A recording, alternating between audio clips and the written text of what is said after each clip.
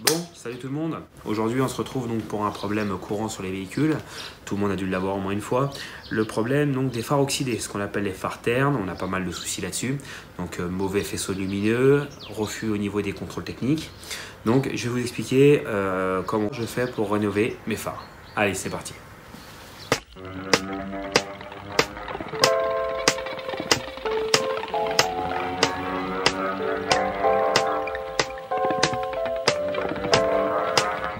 Nous, on va travailler démonté, posé sur un établi, mais il y a une possibilité de le faire directement sur la voiture. Exemple, on va bosser donc sur un phare de Scénic. Donc simplement, si vous le faites sur le véhicule, ici avec du tiro, tout autour du phare, bien cacher la carrosserie, toute la carrosserie, voilà. Et ça vous permet de travailler uniquement sur le phare, même quand vous allez poncer, vous ne déborderez pas sur la carrosserie. Bon, voici le phare sur lequel on va travailler.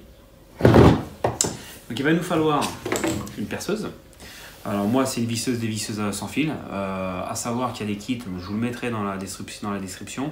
On peut le faire aussi manuellement. C'est beaucoup plus long. Il y a des petits patins qui permettent donc de le faire à la main, mais bon, vous allez mettre beaucoup plus de temps. On a ça. On va avoir donc une interface à scratch, donc molle, qui va permettre donc d'adapter des disques de ponçage donc de 75 mm de diamètre. Le patin de lustrage pour la fin. On va avoir besoin donc des disques. Moi j'ai pris en diamètre 800 pour attaquer. Après on va descendre tout doucement à 1500. On va descendre à 2000. Et on finira par des disques en 3000. À savoir que c'est un ponçage à faire à eau. Donc faut pas hésiter. Donc moi j'ai pris un ancien spray, donc nettoyant vitre. J'ai mis simplement de l'eau dedans, sans aucun autre produit. Donc faut pas hésiter à mouiller avant de poncer. Donc voilà ce qu'il nous faut pour pouvoir attaquer notre phare. C'est parti. On mouille bien. J'ai mis le patin de 800.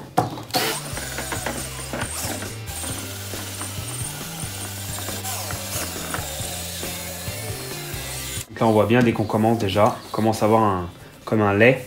C'est tout en fin de compte le polycarbonate qui a été attaqué, qui est en train en fin de compte, on est en train de retirer la pellicule, ce qui va permettre de récupérer une clarté sur le phare qui va être pas mal. Faut avoir peur de se salir. Hein.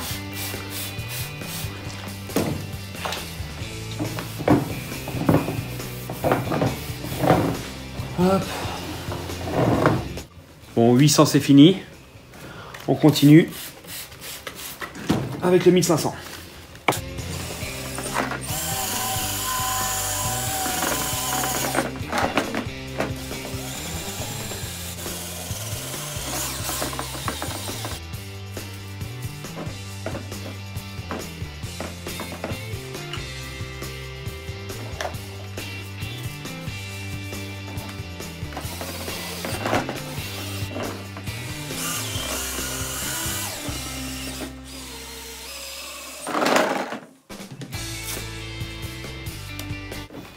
Et on finit avec le 3000.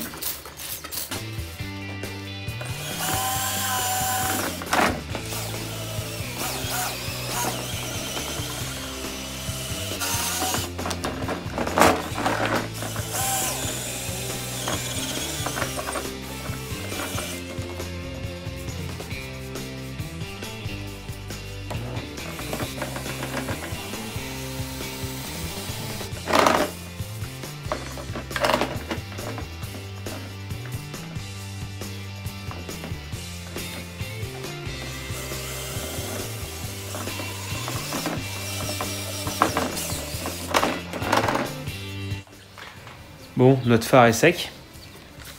Il nous reste plus qu'à le polir. Donc moi j'ai de la pâte 3M, parce que je bosse beaucoup avec cette marque-là. Maintenant vous pouvez très bien prendre de la pâte d'entrée de gamme. Hein. Ça marche aussi bien pour les phares. La pâte, ce qu'ils mettent pour micro-rayures et autres, ça marche aussi. Hein. C'est la même chose. Donc on en met un peu sur le patin. On étale. Même opération.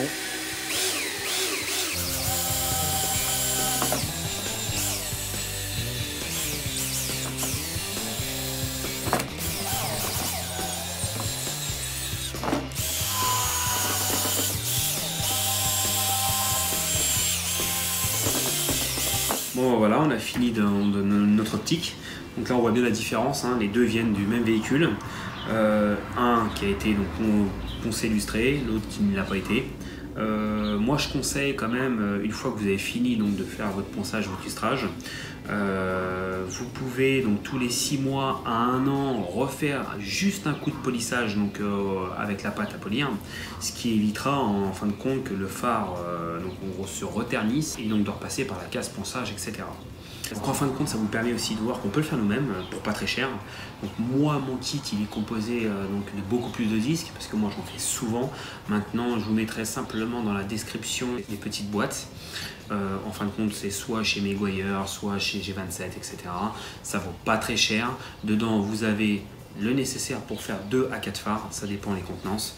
Vous avez donc des disques de ponçage, vous avez la pâte à polir, vous avez l'interface et le petit patin pour lustrer. Donc là, 2 choses à faire attention. Là, on l'a fait donc phare démonté. Donc c'est moins risqué, mais c'est beaucoup plus dur parce qu'il faut tenir le phare et poncer en même temps. Que sur le véhicule, ça va être beaucoup plus facile à poncer, mais il va falloir faire attention de ne pas toucher la carrosserie. Donc si vous le faites sur votre véhicule, pensez à bien mettre du tiro partout, même à surdoser le tiro s'il faut, parce que si vous allez un peu trop fort sur la carrosserie, avec les patins de 800 ou un patin de 1500, vous bouffez votre peinture. Donc bien faire attention à ça, cachez bien, n'ayez pas peur de mettre de l'eau, vous n'allez pas avoir plein de mouchetis, vous allez vous salir, c'est pas grave. Et une fois que vous avez fini, vous retirez votre tiro et vous lavez votre véhicule. Bon bah écoutez, notre vidéo est finie. J'espère que ce tuto vous a plu et vous a servi. Je vous dis à la prochaine fois. Ciao!